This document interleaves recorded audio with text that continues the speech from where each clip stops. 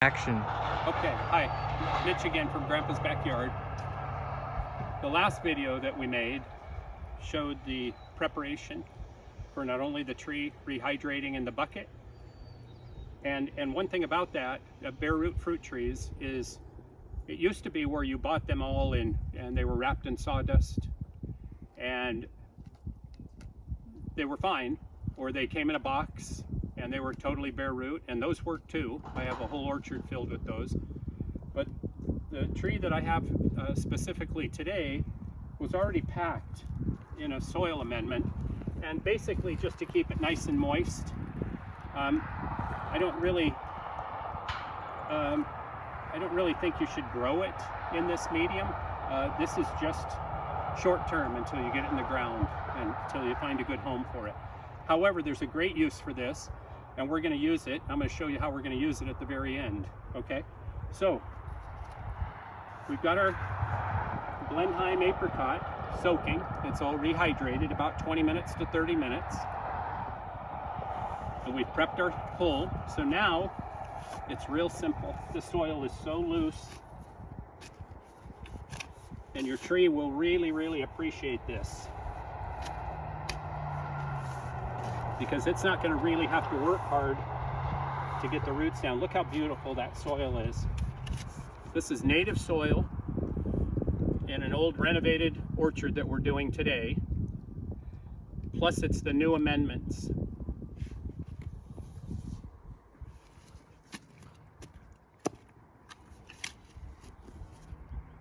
I always tell my guys,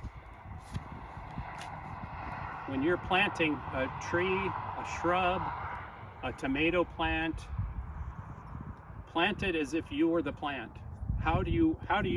What environment do you want to create for this apricot tree?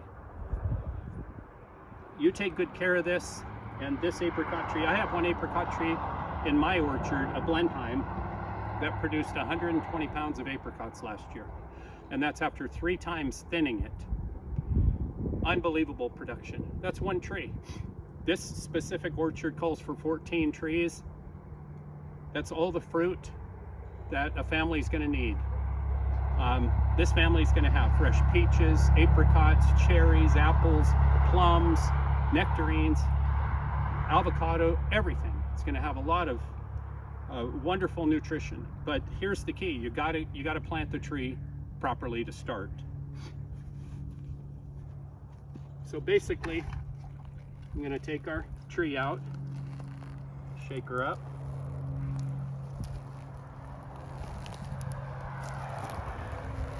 I'm going to work that hole just a little bit bigger, just to accommodate these roots.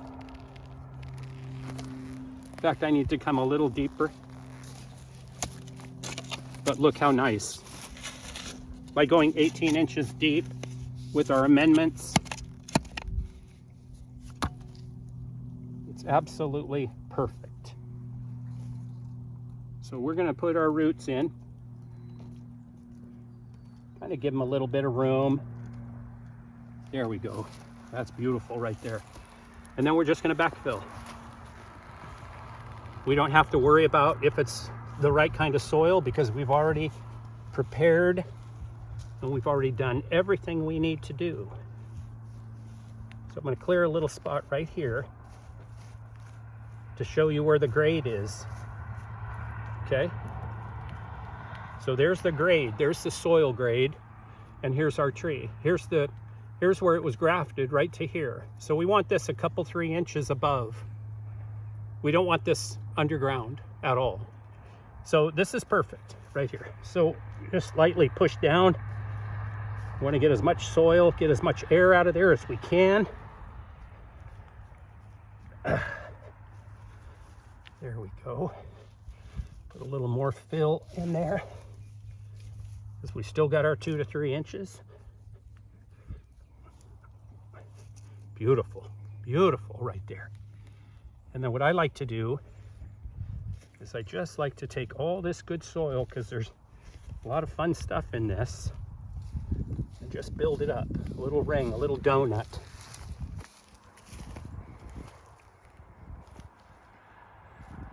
The tree will appreciate this. so will you, because you're going to eat everything that this beautiful tree produces. So I told you that we have a need for this too, a use for it. This is all the soil that came with this Bareroot. It's good stuff. I'm not really sure what they use, but this particular nursery does a phenomenal job. It's Green Acres Nursery in Folsom, California. And they buy their stuff, I think, from Dave Wilson nurseries in Modesto, and they grow over 1 million of these Bareroot fruit trees every year. They're like one of the kings in the valley.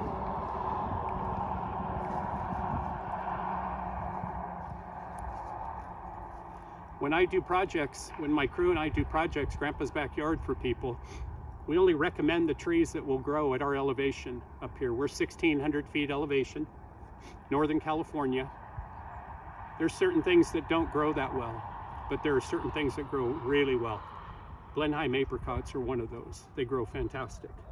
So I've used all the rest of that soil around here, and we got a really nice start. We keep everything away from the crown there, and then I like to, before I'm done,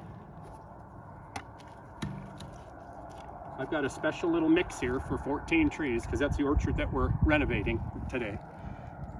And this is my secret sauce. It's not heavy on the nitrogen or the phosphorus or the potassium, the NPK. What it is a mix of all those micronutrients, all the things that allow the root system to develop quickly, to create enzymes in the soil so that the tree can pull up all the goodies from the ground. And so there isn't, when the beautiful days happen in March and April, this thing just starts budding and going crazy because it's got everything it needs. So what this is it's a mixture of green sand, it's a mixture of azomite, oyster shell, and some other fun little secret sauces that Grandpa puts in there. But it's wonderful, and you don't need a lot. I'll take 1 scoop, and I'll just put it around here.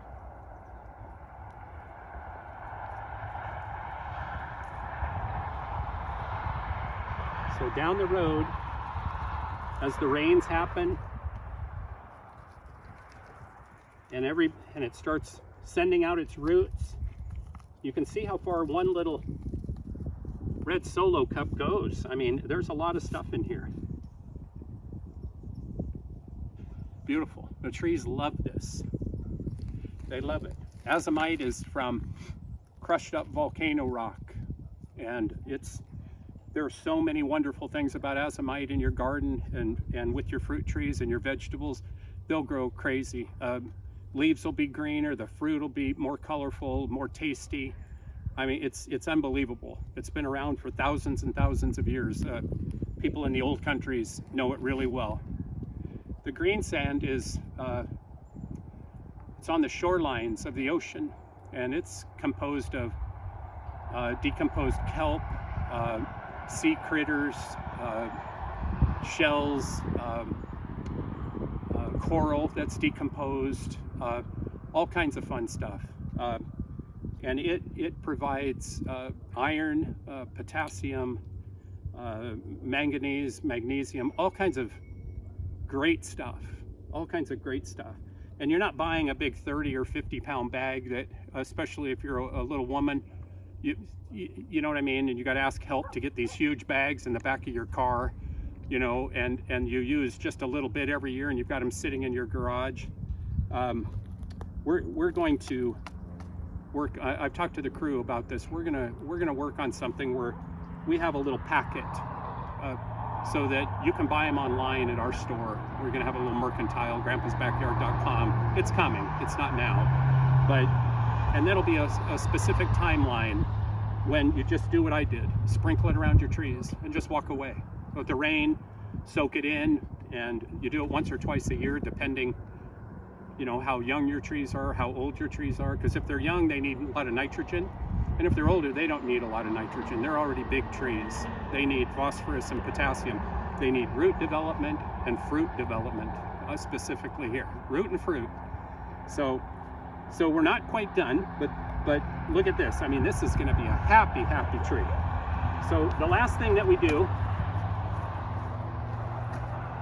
is you want to put some water on the whole project.